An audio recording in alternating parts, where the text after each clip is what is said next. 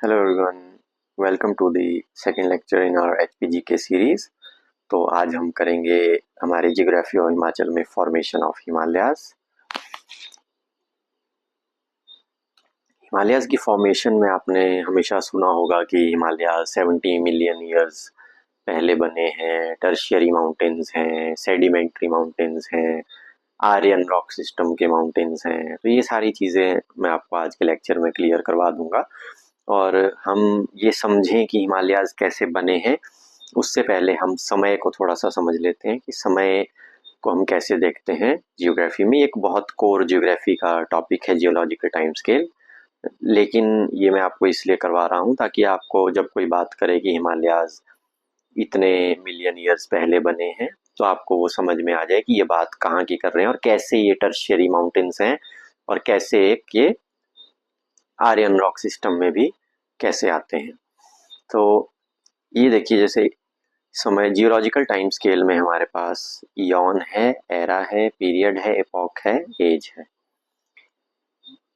हर ion में कुछ era होंगी, हर एरा में कोई ना कोई पीरियड होगा, हर पीरियड में कोई एपॉक होगा और एपॉक की कोई एक एज होगी। जैसे आजकल आपकी मेघालयन एज चल रही है प्रेजेंट टाइम में, जो कि क्वाटरनरी पीरियड में हेलोसीन एपॉक की मेघालयन एज अभी चल रही है। इससे पहले प्लेस्टोसीन था जिसमें स्टोन एज भी आप देखते हैं, आपने सुना होगा, एंशिएंट हिस्ट्री में हम पढ़ते हैं।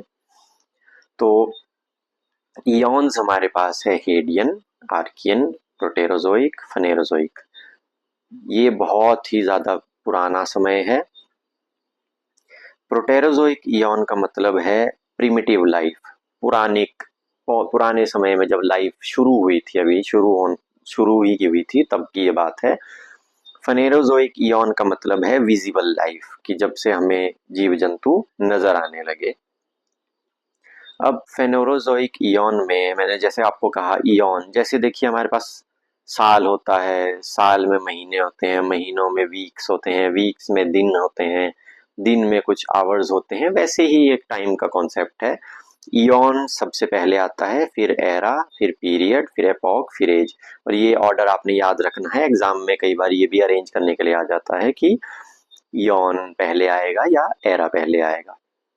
तो पेलियोजोइक एरा, फेनेरोजोइक इयॉन में ये है आपका, जो मैंने आपको अभी बताया था, फेनेरोजोइक इयॉन। फेनेरोजोइक इयॉन में हमारे पास पेलियोजोइक एरा है, मीसोजोइक एरा है और सीनोजोइक एरा है। अब देखिए, जैसा मैंने आपको कहा था कि इयॉन में एरा होगी और एरा में पीरियड्स होंगे, वैसे ही यहाँ पर अलग अलग पीरियड्स मेंशन है। तो पेलियोजोइक में है pre Cambrian, Ordovician, Silurian, Devonian, Carboniferous, Permian. Mesozoic era में है Triassic, Jurassic and Cretaceous. Jurassic तो आप लोगों ने सबने बहुत अच्छे से सुना होगा, जुरासिक पार्क मूवी बहुत से बच्चों की और इवन बड़ों की भी बहुत फेवरेट मूवी होती है। रेप्टाइल्स इस समय पे डोमिनेट कर रहे थे। और ये आ गया आपका सीनोजोइक एरा में tertiary period and quaternary period. 70 million years ago tertiary period था, इस समय हिमालयाज की फॉर्मेशन हुई। हालांकि जो इंडियन सब कॉन्टिनेंट था वो यहाँ से ही मूव करना शुरू कर गया था, जो मैं आपको आगे प्लेट टेक्टोनिक्स में समझा दूंगा। तो टर्शियरी पीरियड में हमारे हिमालयाज फॉर्म हुए हैं। इसीलिए हम कहते हैं कि 70 million years ago to 70 to 40 million years ago Himalayas की फॉर्मेशन हुई। क्वाटरनरी पीरियड में हमारे प्लेन्स बने हैं, जो आज आप देखते हो ना, गंगा के प्लेन्स हैं, सुंदरबन डेल्टाज हैं, ये सारे रिवर्स के ने बनाए हैं बाद में।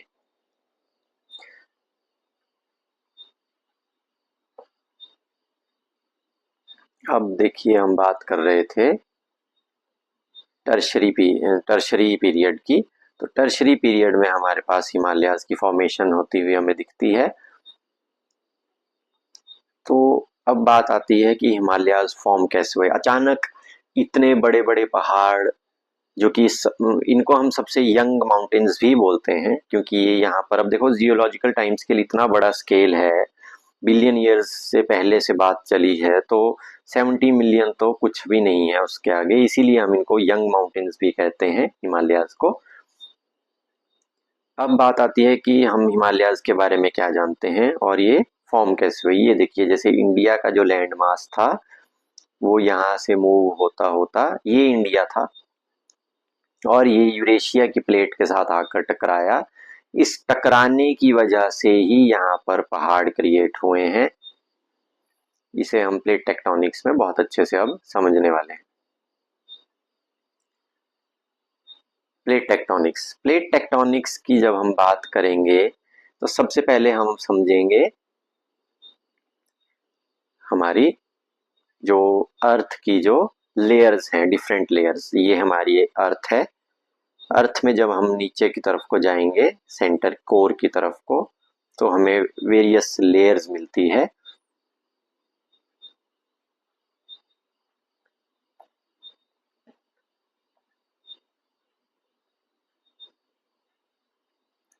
इन लेयर्स में हमारे पास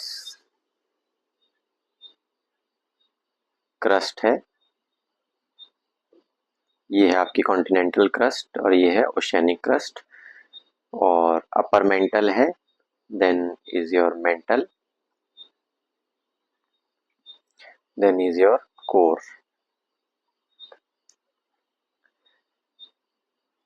crust, continental crust, oceanic crust, यहाँ से लेके यहाँ तक ये पूरा मेंटल है, यहाँ से लेके यहाँ तक ये पूरा कोर है।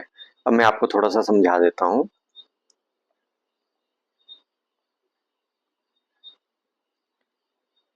लिथोस्फेयर बोलते हैं 100 किलोमीटर्स तक को, 0 to 100 किलोमीटर्स तक को, जिसमें crust plus upper part of mantle आ जाता है। हम लिथोस्फेयर की बात क्यों करते हैं? ये जो आप पोर्शन देख रहे हैं ये पूरी एक प्लेट है। ओशियन और कॉन्टिनेंट एक ही प्लेट पे एग्जिस्ट करते हैं। हालांकि समंदर, आप बोल सोचते होंगे कि समंदर तो नीचे है तो समंदर अलग से होना चाहिए, ऐसा नहीं है। ये देखिए, जैसे ये कोई कॉन्टिनेंट है तो यहाँ पर समुद्र होगा, आगे फिर से कोई पठार हो सकता है, कोई पहाड़ हो सकता है। इस तरह से वेरियस पॉइंट्स पे समुद्र भी एग्जिस्ट कर सकते हैं। तो एक पूरी की पूरी प्लेट मूव करती है। आगे हम समझते हैं। जब भी कोई चीज मूव करेगी, जैसे मान लीजिए कि ये कॉन्टिनेंट है,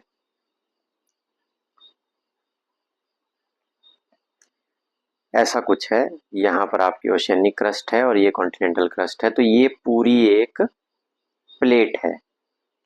लिथोस्फेरिक लिथोस्फेरिक प्लेट। तो ये पूरी की पूरी प्लेट ही हमेशा मूव करती है। ऐसा कभी नहीं होगा कि कॉन्टिनेंट यहाँ से टूट के अलग से चल पड़ेगा, ओशियनिक क्रस्ट अलग से चल पड़ेगी, दोनों साथ में चलेंगे। तो ऐसे ही इंडिया की जो प्लेट थी 225 मिलियन ईयर्स अगो, पहले एक सुपर कॉन्टिनेंट था जिसको कहा गया था पेंजिया, और एक ओशियन था जिसे कहते थे पेंथालासा। 225 मिलियन ईयर्स अगो के बाद के समय पे ये टूटना शुरू हुआ और दो हिस्सों में ये टूट गया।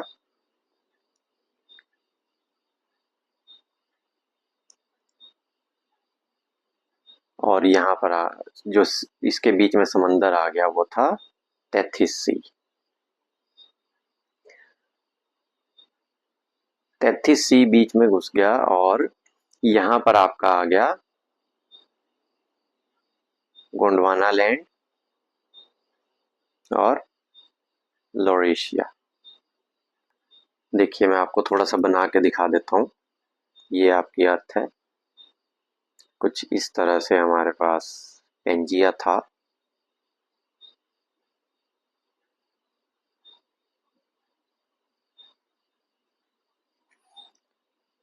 ये टूट गया आपका लोरेशिया और गोंडवाना लैंड में।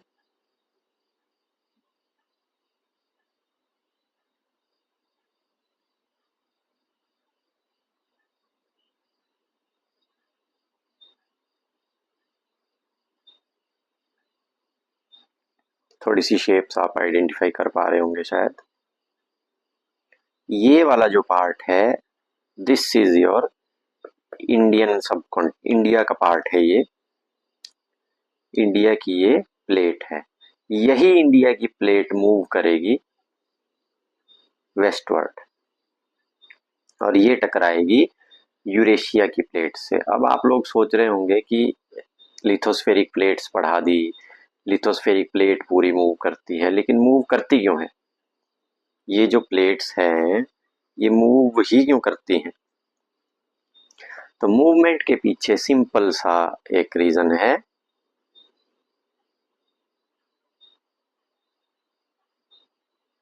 यहां तक मान लीजिए आपकी हमारी ये है लिथोस्फेयर,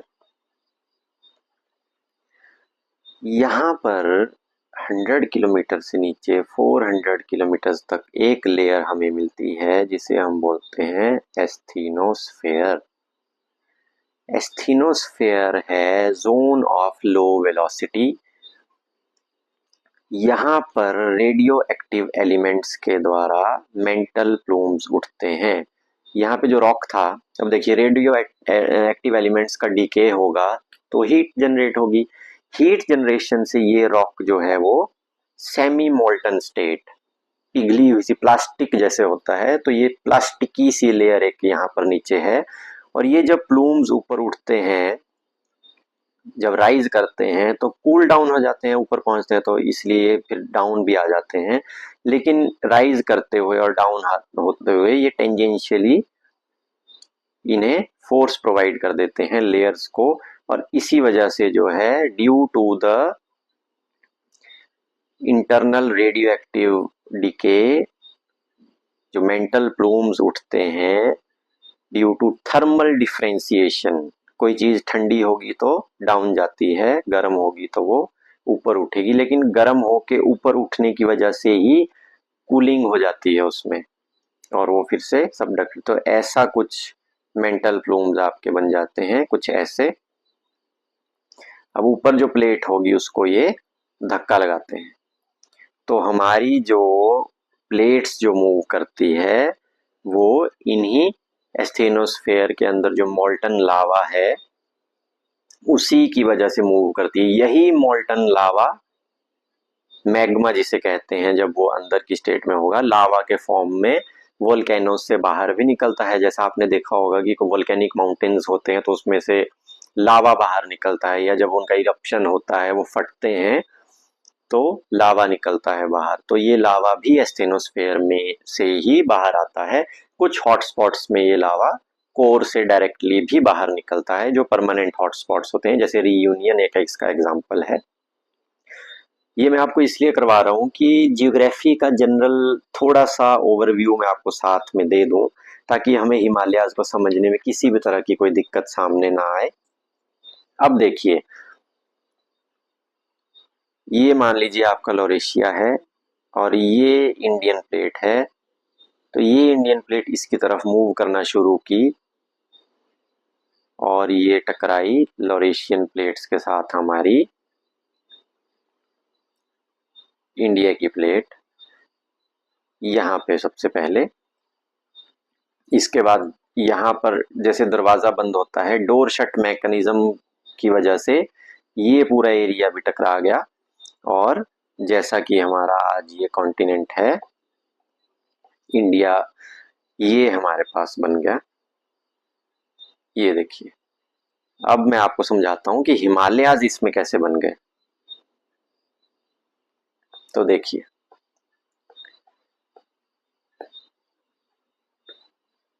और ये मैं आपको अभी प्लेट टेक्टोनिक्स की बात कर रहा, तो हमारे अर्थ पे ये नॉर्थ अमेरिकन प्लेट है, ये पैसिफिक प्लेट है। पैसिफिक एक सागर है, समंदर ये है। तो पैसिफिक ओशियन में इसकी अपनी एक प्लेट है और ये उसकी प्लेट बाउंड्रीज है, ठीक है। और ये है हमारी इंडियन प्लेट, ये यूरेशियन प्लेट है, ये सोमाली प्लेट है, ये Arabian, African, south American, Australian, Indo Australian plate वैसे एक कंबाइंड प्लेट है, और ये पैसिफिक का अदर पार्ट, फिलीपींस प्लेट, ये हमारी मेजर प्लेट्स हैं। अंटार्कटिक प्लेट, तो ये सारी प्लेट्स मूव करती हैं, और ये जो आप बाउंड्री देख रहे हो, this is the Pacific ring of fire भी इसे कहा जाता है, ड्यू टू वोल्केनोस। अब यहाँ पर इंडिया की बाउंड्री है, यहाँ पर आपके हिमालयाज का फॉर्मेशन होगा इस वाली लाइन बेल्ट में। अब हम समझेंगे हिमालयाज कैसे बने।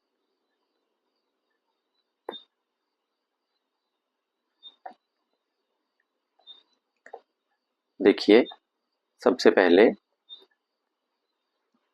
ये मान लीजिए इंडिया की प्लेट थी, और ये हमारी यूरेशिया की प्लेट थी। यूरेशिया की प्लेट अपनी जगह पे स्टिल है, Indian plate is moving towards Eurasia. तो यहाँ पर बीच में समंदर होगा।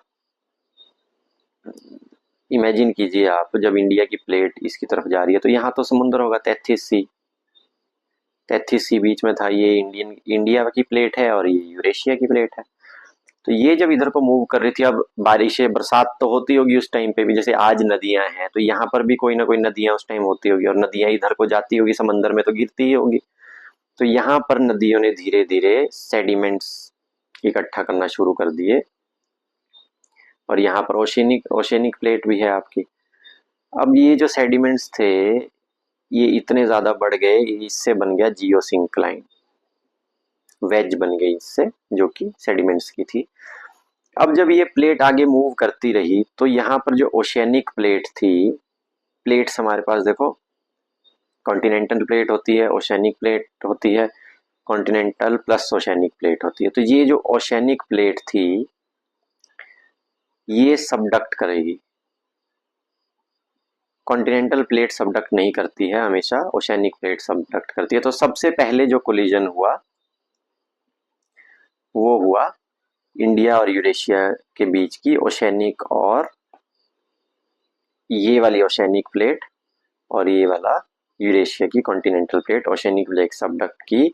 जब सबडक्ट करेगी तो नीचे एस्थेनोस्फेयर है, वहां पर जाकर मेल्ट करती है, और यहाँ से लावा मैग्मा उठता है ऊपर को। यहाँ पर कुछ पहाड़ बने होंगे उस समय में, फोल्ड माउंटेन्स, लेकिन वोल्केनो भी निकला होगा। तो जो आपका ट्रांस हिमालय में काराकोरम वाला एरिया है, वहां पर हमें कुछ वोल्केनिक एविडेंसेस मिलते हैं।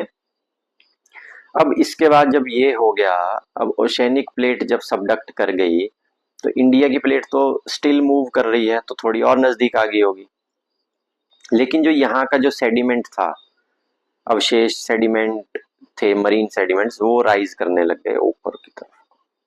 जब ये पूरा आपस में टकरा गई प्लेट, तो बीच में यहाँ पर माउंटेन्स की फॉर्मेशन हो गई, जिनको आप हिमालयाज के तौर में जानते हैं, रूप में जानते हैं। और इसीलिए इन्हें सेडिमेंट्री माउंटेन्स भी कहा जाता है, क्योंकि जो तैथिस सी के जो सेडिमेंट्स थे, वही राइज करके हिमालयाज की फॉर्मेशन करते हैं।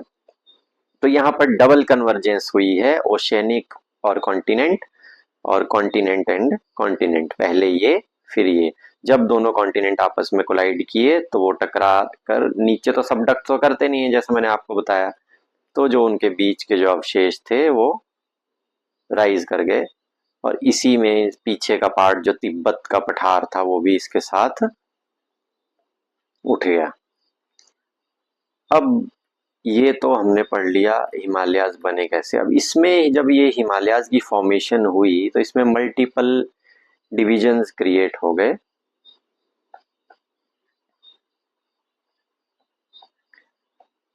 ये सब कुछ मैंने आपको पढ़ा दिया, फिर से एक बार मैं रिवाइज करवा देता हूँ। द कोलिजन, पहले ओशियन प्लस ओशियन और कॉन्टिनेंट का कोलिजन हुआ, फिर कॉन्टिनेंट और कॉन्टिनेंट का कोलिजन हुआ, इंडिया और यूरेशिया की प्लेट आपस में टकराई, और जो सेडिमेंट्स थे वो उठ गए और उन्होंने हिमालयाज की फॉर्मेशन कर दी। पोस्ट कोलिजन जो हमारे पास फॉर्मेशंस हुई, अब देखो, जब कॉन्टिनेंट कॉन्टिनेंट आपस में टकराते हैं, तो वहीं पर उसी एरिया में अर्थक्वेक्स भी आएंगे।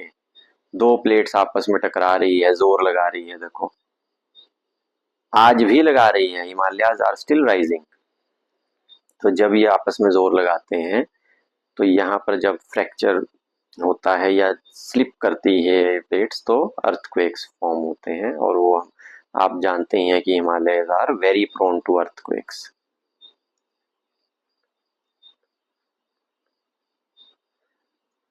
पोस्ट कोलिजन हमारे पास हिमालयाज की कुछ फॉर्मेशंस बनी,